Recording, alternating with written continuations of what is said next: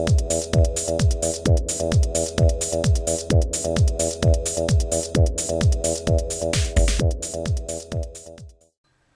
there folks, today I'd like to take a casual peek into the Man of Steel Movie Masters General Zod with Kryptonian Armor action figure set from Mattel.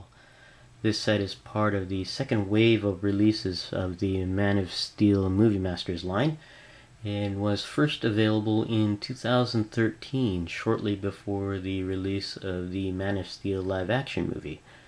I got this set in 2013, actually just now, hot off the pegs at a Walmart, and I paid $16 for this set.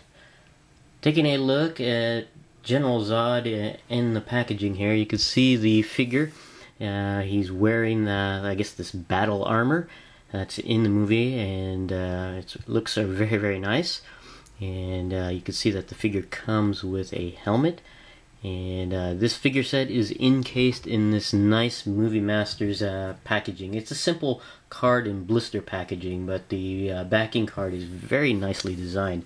Has the Superman logo there, and also the mesh pattern of the Superman suit. And it's just really, really nice looking.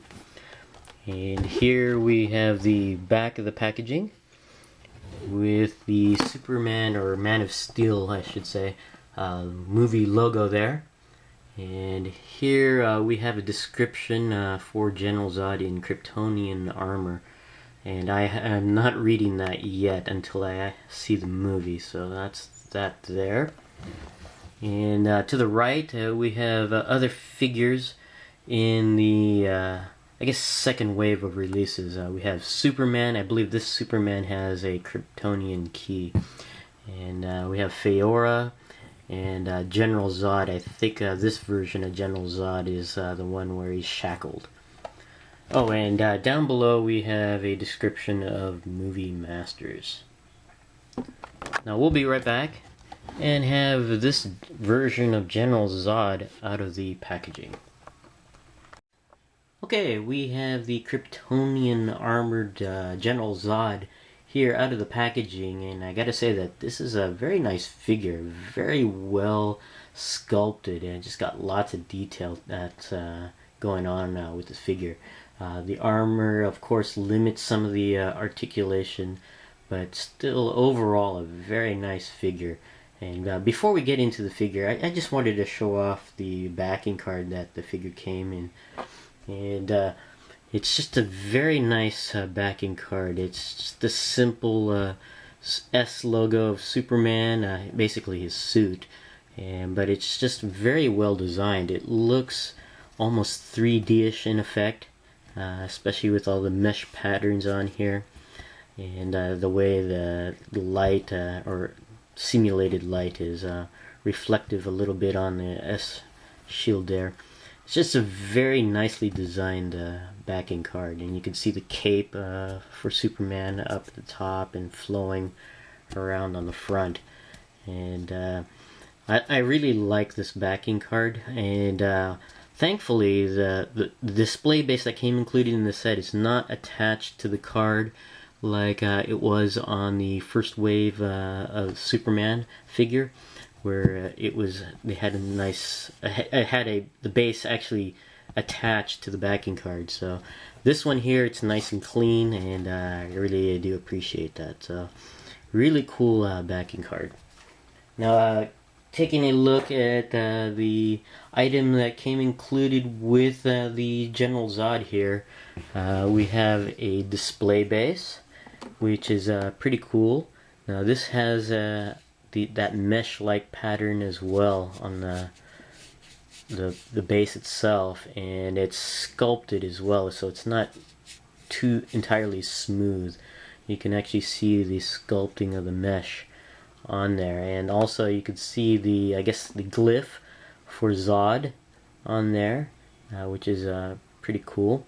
And this is shaped in the typical, we always say S shield or Superman logo, but it looks like it's in this movie. It's not just common to Jor-El or Kal-El, but looks like just Kryptonian in design here.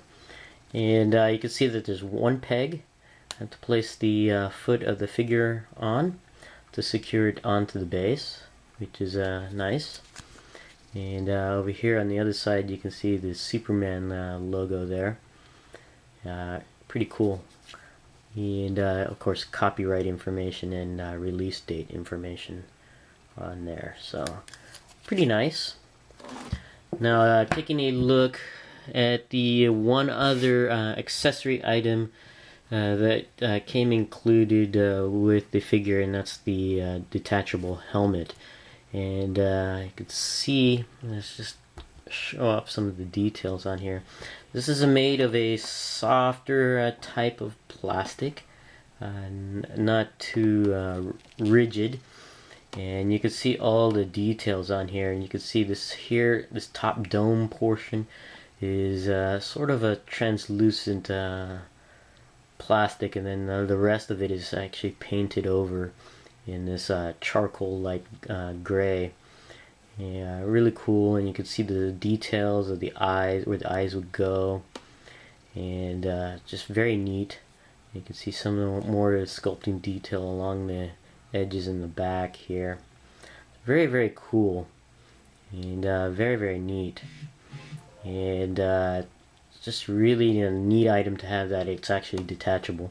And we'll place it on the figure in a little bit after we take a look at the figure, but I just wanted to show off the details of the helmet first. Just a really nice sculpting detail. Now taking a look at General Zod here, and it's just a really nice figure. If I can get it into focus, let's see. Doesn't want to focus too well there. There we go. And you can see this is an older Zod compared to the Wave 1 release of the General Zod, mainly because of the hair on his chin. And well, it's not entirely that much older maybe, but you can tell that time has passed since the first wave General Zod, where he was clean shaven. And but you can see that he's this one's a little bit later, and also he's armored up, so this may be his appearance in when he, I guess, he arrives on Earth. So, but I don't know, we haven't seen the movie, it hasn't come out yet, but we'll have to wait and see. But that's just my general guess. But you can see the armored form of Zod is just very, very cool. Just lots of detail in this sculpt, and it's very, very nice. And just really dig how the Mattel was able to produce this for the Movie Masters line. Taking a look at a closer detail of the head sculpt, and it's almost the same as the first wave General Zod. Of course, here he has the chin hair. And speaking of the chin hair, mine is a little bit off shifted to the his left, which is unfortunate. It's not too bad. I could probably fix it if I add a little bit paint on this side here to even it up, but it's just off to his left a little bit. And I had a choice of 3 of these armored Zods to choose from, and this one happened to be the best. One of them had a little bit of paint on the face, and the other one, I didn't really like how the paint on the eyebrows were applied. It looked like he had a more whimsical look, while this one has a more stern look on here. And so I chose the best of the 3, or at least what I thought was the best of the 3. And of course, this one here, I just happen to have off-shifted chin hair, but that's okay. That can probably be fixed. And but anyways, looking at some more detail of General Zod's face, it's actually pretty close to the actor that portrays him. Not entirely perfect, but still very close enough where you can recognize the actor that portrays Zod in this movie, in Man of Steel. You can also see some really cool detail on the face. I'm not sure if you can see it on the video screen, but he has a bit of a shadow on his cheek and jaw area. more of a 5 o'clock type shadow. And also there's some sculpted pock marks on his face, on both sides of this figure's face, which is really cool. Adds a layer of detail on there. So much not too entirely too realistic, but still nice to have that, to add that detail on there. And then he has the very close cut hair here, and you can see the sculpt in the hair is actually done very well. You can see strands of hair in the sculpt, which is pretty nice on here. Moving down to the suit. Now this is a really cool, nicely designed suit. It's appropriately bulky for armor. Very cool.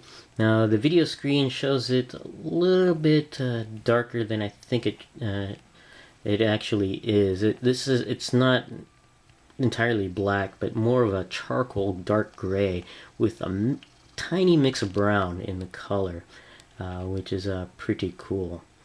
Now you can see that this armor is scale-like in design, which is pretty neat, almost like a dragon type scale, but still lots of detail on here. One thing I don't know if it's hard to notice on the screen here, but there is some dry brushing of silver that's been applied to make it look more metallic-like and a little bit worn. Although in some spots, because of the plastic, or it's a little bit glossy in the plastic, it doesn't really look entirely metallic. Like on the shoulder here, where it's kind of glossy, and also in the abdomen area is kind of glossy as well. Would have been nice if it was a more flat color on there, and then have that dry brushing effect to make it look more metallic. But still, it's very well sculpted. You can see the details there in the shoulder, very neat, and also on the torso, and you got those layers. And underneath some portions of the armor, like underneath the shoulder, you can actually see the mesh suit that's with the Wave 1 figure of General Zod.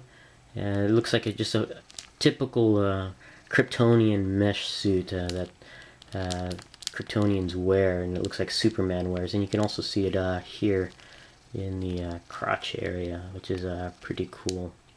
See some more design work on the gloves. You can see how this is more flat color compared to like the torso here, where it's more reflective. So kind of neat. Now the cape on here is actually a much better cape than what was on the Superman figure. This is very pliable. It's not as starchy as the Superman cape, but it's a little flat, and there's no paint detail on here whatsoever, but it's still nice and pliable, which is really cool, and also nicely sculpted. You can see all the folds in the capes, which is really cool. And you can see what look like tatters along the edge of the cape and on the bottom, which is very, very cool. And you can see a little bit of that brown I was talking about earlier in the color, and I guess that's I don't know if that's to simulate grime and weather detail. But still, I like the cape, a much better cape on this figure. Looking at some more detail on the bottom here, half of the figure. The belt here is actually a separate piece that's over the crotch area and the hip area, which is really cool. And it looks like it's glued to hang over the lower abdomen, or the lower crotch area, so that's kind of neat.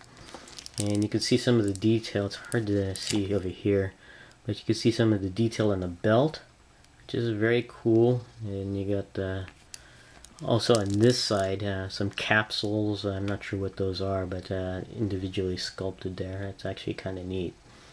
And this is made of a more rubbery type plastic to allow freedom of articulation at the hips, I think. So kind of nice. Now looking at the leg, you got that scale pattern of the armor, very, very cool.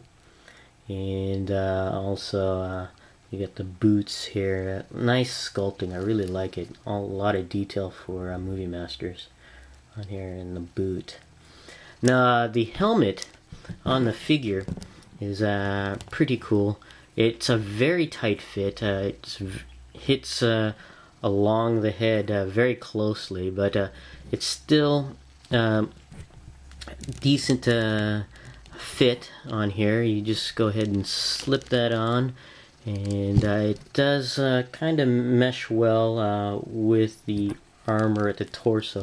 You do have to push and adjust a little bit if you want it to get it closed in, but with the helmet in place, that's a really nice looking set of armor there. Unfortunately, the eyes don't line up where the eye portions on the armor. You can see it goes points into the forehead a little bit, and I tried adjusting the head, but it doesn't quite want to fit. But still a nice effort overall, and from at least 1 foot minimum distance, it still looks awfully good on there, and I think that's actually quite nice on there. Very cool, and I really like how they have this detachable. Going over articulation for this General Zod, the head can go side to side, but not all the way around, just due to his chin running into the sides of the armor there.